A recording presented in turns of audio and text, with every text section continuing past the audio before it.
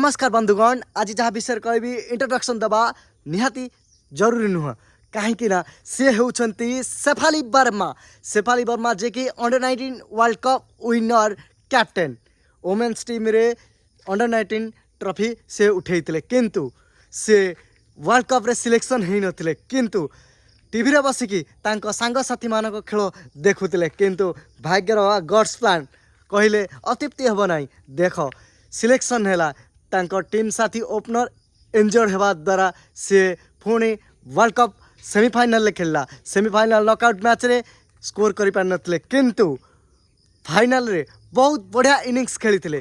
Final ए बढ़िया match innings खेलिले जे मैन ऑफ द मैच आराम से पाइले। शेफाली वर्मा एक नाम नहीं, शेफाली वर्मा एक ब्रांड वुमेन्स टीम रे सी एमती एक प्लेयर जे अंडर-19 वर्ल्ड कप ट्रॉफी उठेइछंती एवं काली वर्ल्ड कप ट्रॉफी उठेइछंती। आपण माने शेफाली वर्मा पाई निश्चित भाव में गोटे लाइक करंतु, कमेंट करंतु, शेयर करंतु। जय जगन्नाथ, जय श्री राम, राधे राधे।